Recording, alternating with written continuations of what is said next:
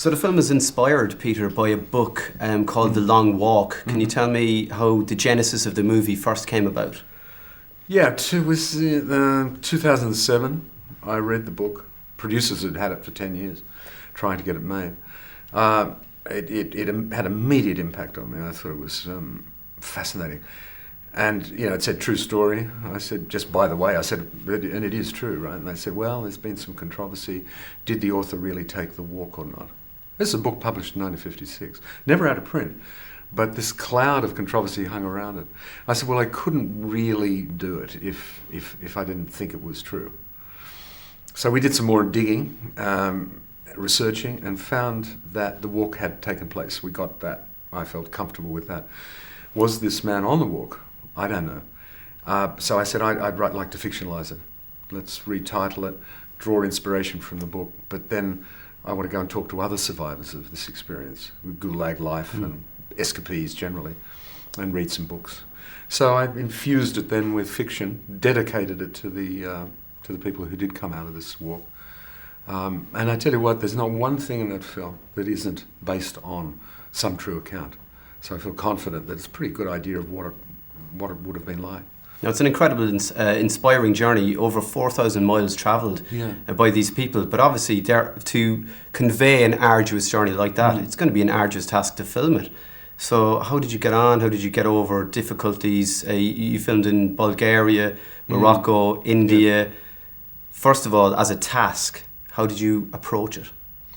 To do a job like this, you need a top flight production team backing me up. And we had that. I had people who'd worked on Master and Commander, which was itself a logistic challenge. So same team, essentially Duncan Henderson, co-producer, who came on to do that for me. And location survey man, very, very experienced. We go to the real locations, the Gobi Desert and Siberia, and we say, there's no way you can film in these places. You have to have film-friendly countries. So Bulgaria, good studios, the forests match. And Morocco, Sahara playing the part of the Gobi, if you like. Again, an infrastructure there. And was there any point at which, when you were filming, that you said, right, leave the cast out there, you're going to spend the night and realise for one day what these people really experienced, and then drove off and they're like, what are we going to do? We're in the middle of the Gobi here. How are we going to survive? I don't think we ever went that far, but our main concern was to get everybody back and safe at the end of the day, and then driving down treacherous roads at times. But in the pre-production period, there was a lot of work that the actors did with Cyril Delafosse. Cyril, French guy, had done the walk, inspired by the book. He walked the whole thing. So he was hired to be with them and with me. He rode my vehicle all the time for give me advice. And so he would take the actors out before they started shooting, and they'd, skin a rabbit and cook it, and they would make camps, and they would go on journeys through forest and through plains, just to get the feeling. Yeah. And he would always be telling them what he did. So that added to the reality. A lot of your movies, it seems to be a theme of freedom, underlining them, freedom of expression, Dead Poets Society, freedom from the media, The Truman Show. This one as well, it's just freedom, survival, as simple as that. Also, Saoirse Ronan. Saoirse means freedom in Irish. Does? Yeah.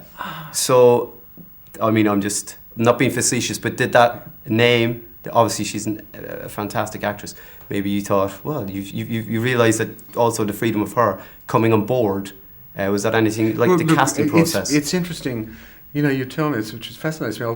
I can't wait to talk to Saoirse about it. I didn't ever know Saoirse meant freedom in English, but what a free spirit she is. But the word itself was strongly in my mind making this film. And these people risk their lives for freedom. Now, it's funny, in a word, words are trashed today. You see a television commercial for a new car, and it says, offering you freedom, the freedom of the road, and the music soars. That word freedom, and freedom in a car, that's got nothing like these people who risk their lives to escape from a gulag. Or a concentration camp anywhere in World War II. These people were prepared to die for freedom. So it was a fascinating experience to go deeply into what that was. Go and meet them, which I did, in Moscow, survivors, here in London, old Polish people. And to get a real reminder of what we take for granted was something deprived during this period. And hopefully people will go along and see that we need to go back to these simple kind of values, maybe. I hope. Yeah. Why not? Lovely to meet you, Yeah, Peter. nice to meet you. Thank you very much.